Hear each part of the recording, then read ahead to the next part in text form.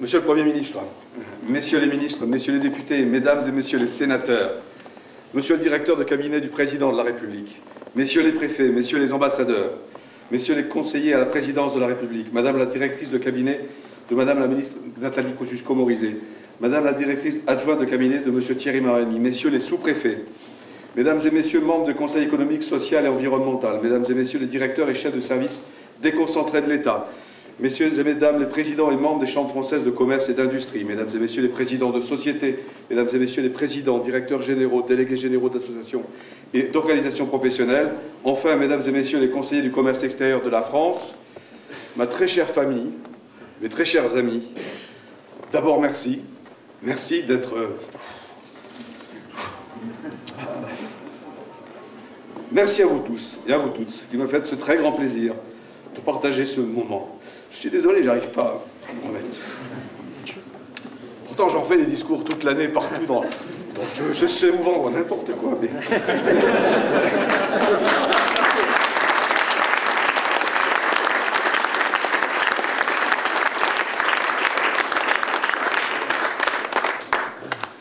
Aussi un merci aux absents, parce que finalement, nous sommes déjà tellement serrés, ça aurait été complètement odieux. Merci surtout à vous, Monsieur le Premier ministre, cher Jean-Pierre, de m'avoir fait l'honneur d'accepter cette remise de croix d'officier de la Légion d'honneur. C'est aussi un discours chaleureux dans un lieu prestigieux. C'est aujourd'hui, pour moi, c'est certain, un événement fort de ma mémoire d'homme. J'avais déjà accumulé avec vous d'excellents souvenirs. On a beaucoup voyagé ensemble autour du monde. Mais aujourd'hui, ce souvenir au Palais du Luxembourg sera, à mon avis, le plus marquant. Merci est un mot que j'utilise souvent, c'est un des mots les plus simples de notre langue française. C'est un des plus riches de sens et d'émotions, et vous savez que l'émotion, pour moi, c'est quelque chose. Donc, j'ai eu l'habitude d'utiliser ce mot sans modération, et ce soir, je vais aussi encore m'en servir beaucoup, parce que c'est comme ça que je vais vous exprimer ma joie, ma fierté et mon profond bonheur d'être là devant vous. Merci infiniment, d'abord à mon épouse Régine, qui veille toujours avec autant d'amour, de force et de patience sur ma vie depuis 25 ans, et qui me l'a permise aussi pleine de toutes ces aventures entrepreneuriales qui sont ma passion. Merci encore à Régine, brillante ingénieure télécom, qui pour la 3e fois m'accompagne sur un projet sociétal, une entreprise formidable que nous allons créer grâce à ses compétences et son génie informatique. Merci à mes 2 enfants, Xavier et Alexandra, brillants étudiants. Toutes les joies et bonheurs qu'ils m'apportent depuis plus de 20 ans, je suis très fier de ces enfants. Et je suis encore plus fier quand je les entends tout à fait décidés à prendre leur part de responsabilité dans le monde qui s'offre à eux aujourd'hui. Bravo les enfants. Merci à mon grand-père Henri, colonel de Saint-Cyr, aide de camp du maréchal Lyoté au Maroc, au début du siècle précédent, et qui eut le courage et la folie de se marier avec une princesse marocaine. De là un petit peu mon côté multiculturel, et là mon côté international. Merci bien sûr à mes parents, qui m'ont toujours conforté dans mon désir de créer et de diriger. Merci surtout à la France et à sa vision universelle pour ce qu'elle m'a permis, me permet encore au quotidien. Merci à la France qui fait du courage, de l'audace et du désir de faire bouger les choses et de bousculer les conformismes. Et par-dessus tout de l'engagement personnel, de vraies valeurs républicaines. Merci à ce beau pays qui permet à chacun de construire et de se construire. J'en ai usé et profité et enduré depuis 32 ans et je fais le vœu de continuer encore longtemps. Merci pour les défis qui m'ont toujours été proposés, notamment les tout derniers auxquels j'ai eu la chance de participer, le Grenelle de l'environnement, les États généraux de l'industrie et actuellement les assises du ferroviaire. J'aime beaucoup cette belle phrase du président John Fitzgerald Kennedy qui nous disait « Ne vous demandez pas ce que votre pays peut faire pour vous, demandez-vous plutôt ce que vous pouvez faire pour votre pays. » Et bien c'est ça que j'ai décidé. J'ai choisi très tôt, dès ma 3e année à l'agro, de créer ma société. Je serai entrepreneur, exportateur, patron, acteur de la société civile et professionnelle. J'ai voulu et décidé que ma vie ne serait qu'entreprise, innovation, création, animation, consolidation, exportation et tout progrès partagé. J'ai certainement manqué quelques enseignements, à n'avoir jamais été salarié, n'avoir jamais eu de patron, mais c'est ainsi que j'ai senti que je pourrais assumer au mieux mon envie d'inventer et de créer. L'aventure a donc commencé en 1978 et c'est en important des écrevisses vivantes que j'ai gagné 3 sous qui m'ont permis de monter une boîte d'import-export, qui m'a permis de monter une boîte d'informatique, de télécom avec mon épouse, puis une agence européenne et une coopérative immobilière. Et puis enfin en 1993, grand virage, je rentre dans l'industrie, j'achète une carrosserie industrielle. Et là, mon premier merci à Gérard Longuet, ici présent. C'est lui qui, le 4 juillet 1994, ma boîte avait à peine 6 mois, accepté de m'emmener en Chine, convaincre les Chinois que mes bennes étaient formidables. Et elles l'étaient. Et aujourd'hui, je peux vous le dire, merci encore Gérard, parce que ces bennes sont devenues numéro 1 du marché mondial. Et j'en suis très fier. Et ça a été très bien pour le commerce extérieur de la France. Ce produit Made in France m'a valu ensuite, évidemment, puisque partout où je passais, je vendais, d'être l'accompagnant de la quasi-totalité des ministres du commerce extérieur, des premiers ministres, du président de la République, Un dîner à l'Élysée en septembre 1994, toujours à l'invitation de M. cher Gérard, pour la visite officielle du président de la République de Chine à l'époque, M. Jiang Zemin, m'a ouvert les yeux. Ma vie devait être quelque chose qui mélangeait, qui mixait, qui additionnait, je dirais, la dimension entrepreneuriale et la dimension politique dans mes choix. Pourquoi? Pour améliorer ma visibilité, pour optimiser mes leviers disponibles, de participer tant que faire se peut aux débats et échanges qui me paraissent naturels et indispensables entre entrepreneurs et politiques. Le premier résultat de cette volonté décidée en 1994 est ma nomination en 1998 comme administrateur au Centre français du commerce extérieur.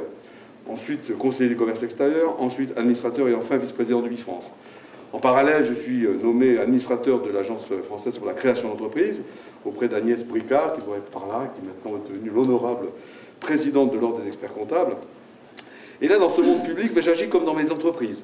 Je privilégie action et sincérité, quels que soient les obstacles, quels que soient les improbables. Découragement, et avec toujours en tête cette belle maxime d'Henri Bergson, agir en homme de pensée et penser en homme d'action. Ou bien sûr, j'ai quelquefois investi sur des dossiers peu concluants. J'ai affronté naturellement quelques déconvenus, quelques échecs, le plus cuisant étant celui d'une toiture anti-coup de soleil qui n'a jamais voulu marcher.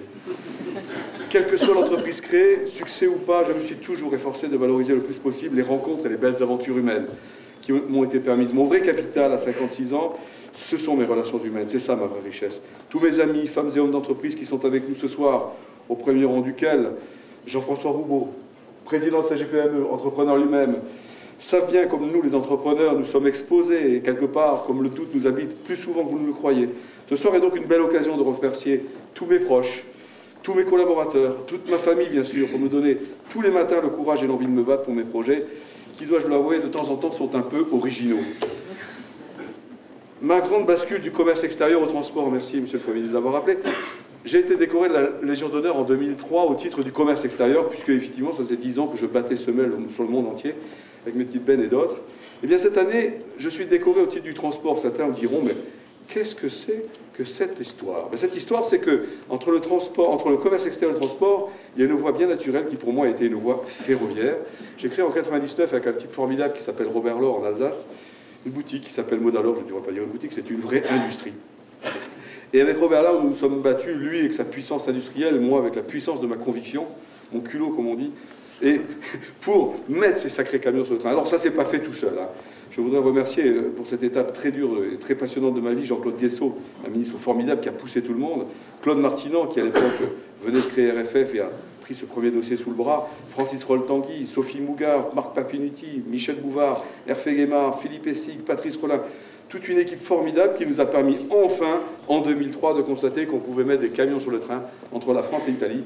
Et comme depuis, nous avons aussi étendu ça entre le Luxembourg et l'Espagne. Ce n'est pas parce que vous êtes là, monsieur le ministre Langlais, mais je vais encore vous dire un deuxième merci, parce que rappelons-nous, c'est vous qui avez trouvé, à l'occasion, quand vous étiez président de la FIFT, le financement nécessaire pour lancer cette première autoroute ferroviaire. Oui, Philippe, mais c'est Jean-Pierre qui m'avait nommé. Merci Jean-Pierre. Donc cette aventure d'autoroute ferroviaire a été magnifique, elle correspondait parfaitement à mon état d'esprit, à mon envie de faire, c'est-à-dire de l'entreprise, du politique, de l'aménagement du territoire, en fait, rendre service. Et mon optimisme aujourd'hui, il est dépassé par les résultats. Je lis hier dans un journal que la ligne Lorry-Rail entre Perpignan et Luxembourg représentera en 2012 déjà 5% de l'ensemble de l'activité fret en France. Je ne sais pas si M. Pierre Blaillot est là, mais je voulais le remercier personnellement parce que la SNCF s'emparait de ce dossier. Et je voudrais dire au président Pierre Blaillot, bravo, en plus je lui dirais bon anniversaire, parce que j'ai noté que c'était son anniversaire aujourd'hui, que la SNCF a vraiment joué le jeu. Aujourd'hui, on parle beaucoup des assises ferroviaires, et dans ce dossier des assises du ferroviaire, les autoroutes ferroviaires ont leur place. Alors sachez, monsieur Blaillot, que j'ai envie de multiplier par 10 le trafic des autoroutes ferroviaires, et que donc je suis encore là. Bon, j'ai aimé cette aventure des autoroutes ferroviaires, car il s'agissait de construire, en mariant technique et économie, industrie, administration, route et fer, enthousiasme et scepticisme, mais surtout affronter beaucoup d'obstacles. Et je vous assure, il y en avait beaucoup, mais aucun infranchissable. Alors, ces pas franchis n'ont pas été faciles, mais ils m'ont permis de dire c'était possible. Alors, quelques conversations avec mon ami Alain Bourin-Dubourg, qui peut être par là, m'avaient fait relever il y a quelques années que la quasi-absence du transport de marchandises du débat public autour des enjeux de la préservation de notre planète. Quelques autres amis logisticiens me disaient aussi la même chose. Donc c'est là que est venue cette... Vous dites ça, la mangeure de... Rafanade, là? Non, non. Donc, cette création du cercle pour l'optimodalité avec ce mot magique, optimodalité, optimisation, des chaînes modales, tout bête. Et là-dessus, formidable, s'appelait à tout le monde, on commence à travailler et boum, le Grenelle de l'environnement qui tamponne le fait que nous étions dans la bonne direction. Et donc, la bonne direction, c'était agir comme industriel, agir comme responsable. Et grâce au ministre Dominique Bussereau, je ne l'ai pas encore vu arriver, et un armateur formidable, Philippe Ludreyfus, on crée par exemple l'autoroute de la mer, mais avec l'équipe réunie autour de nous, on crée des financements innovants, on crée des idées de trains longs et lourds, on crée des connexions d'autoroutes ferroviaires dans les grands ports, on crée des transports de véhicules sur le fleuve, on crée des TGV, on imagine des TGV fret, ils ne sont pas encore là. Avec nos amis routiers, on pousse l'éco-conduite, on pousse tout ce qui va faire que nous pouvons faire du transport de plus en plus durable.